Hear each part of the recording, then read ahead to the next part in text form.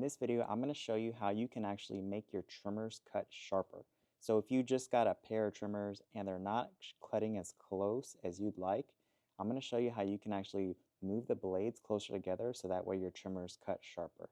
You can do this with most trimmers, and I'm going to show you on 2 different pairs. That way you can see how you can take those trimmers that you might be using now and make them cut even closer so that way you can get sharp lines on your hair and your beard. Alright, so these are the 2 trimmers that I'm going to show you how to make sharper today. These are the Babyliss Fx trimmers, I believe they're called. And then these are the Andis Slimline Pro Li trimmers. These are both trimmers that I use and my barbers use on a daily basis. They're both under $200. I believe this one is a little over $100. This is a more expensive one. And this one is only around, I believe, $70 or so. It could be different now, but they're both very affordable trimmers. So I'm going to show you first how we can do this with the Andis. So no special tools are required. All I'm going to use for this one is just a Phillips screwdriver. And then you want to take, well, let's talk about first why the trimmer might not be cutting as close as you'd like. So if you look right here, you can see the difference between the moving blade and the non-moving blade. We call this the moving blade because this is actually the one that's attached to the motor. This is the one that actually moves when you turn the trimmer on. And when these come from the factory, they are set very conservatively. The gap between the moving blade and the non-moving blade is much bigger than what you see here. And that could be why your trimmers aren't cutting as close as you'd like. So really all we have to do to make them cut sharper is to make that gap close but not flush, and that should make your trimmers cut a lot closer. So to do these with this trimmer is pretty simple. Now, like I said in the beginning of this video, you're going to be able to do this with some trimmers. Most professional quality trimmers are going to allow you to do this, but if it doesn't have the 2 screws on the inside, which I'll show you, then you might not be able to do it. So let's start off by taking the trimmer off the body. So once these 2 screws are out, you can see this is the 2 blades, and this is the moving blade, that's the cutting blade. And right here are 2 screws. All you have to do is loosen these 2 screws and then push the blade either closer or further away than where it currently is. So if the trimmers aren't cutting sharp enough or they're cutting too sharp, then all you have to do is loosen these screws, adjust the gap between the moving blade and the non-moving blade, and test it out and see if it works. So we're going to loosen this up.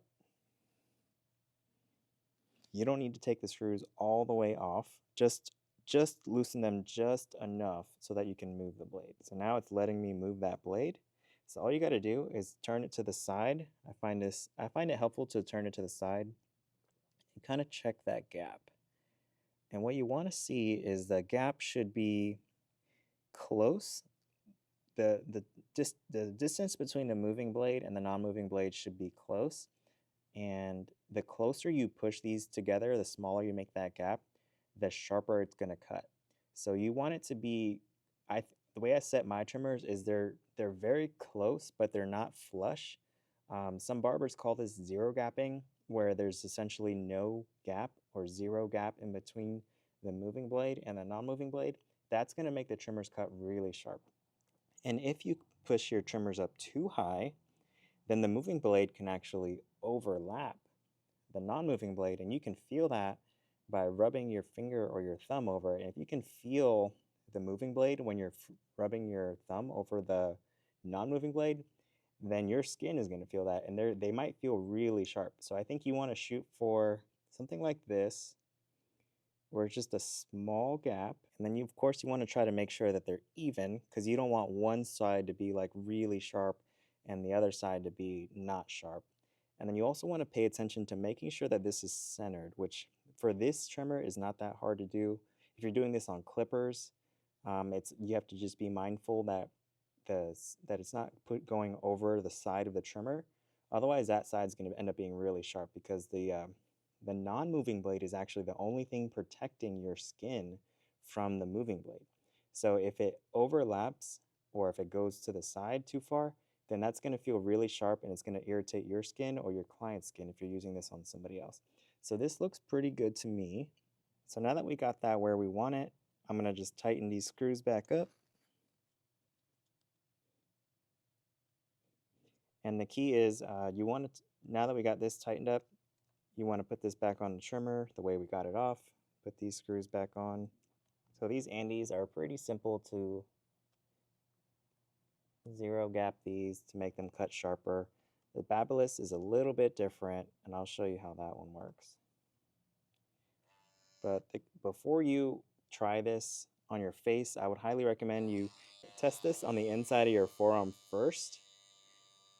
If it feels sharp, or if it leaves a red mark after a few minutes, then go back and push those blades further apart.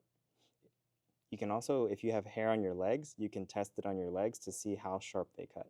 Now I'll show you how to do this with the Babyliss. So Babyliss had this in mind when they designed these clippers, but instead of using a Phillips screwdriver, we're actually going to be using an Allen key. So that's going to go, we don't even have to take the blade off. In this case, we might make it easier, but actually the way Babyliss designed these, you can access the screws without even taking the blade off of the trimmer. So all we have to do is the same thing. So you want to loosen up these two screws. Again, you don't need to take them all the way off. So just enough so you can manipulate this blade a little bit. And we're looking for that gap. See, I like to have these set a little bit closer. I like my tools to do something different. So if I have clients that have sensitive skin, I will use these because these aren't set as close. And then if I'm trying to get sharper lines or I'm doing more heavy like line work, I'm going to go to these because these are set a little bit closer. So I don't know if you can see that on camera, but there's almost no gap in between the non-moving blade and the moving blade here. So if we wanted to change that, let's say they're too sharp, then all we got to do is push this blade down. And now there's a little bit more of a gap. So this is, as you can see, you don't have to go out and buy a whole new trimmer. All you have to do, if your trimmer has those two screws that hold these blades on like that, then grab an Allen key or Phillips or whatever your trimmer has, loosen up these two screws, push the blades closer or further together, make sure they're centered up like this, and then just tighten it back up. And that's going to help your trimmers cut a lot sharper. And then like always, we're going to test these on ourselves before we use them on clients, or test it on your inner arm before you put it on your face if you're using these on yourself. And it might take a few times of doing this before you really dial it in, but that's how to make your trimmers cut sharper at home without buying a new trimmer.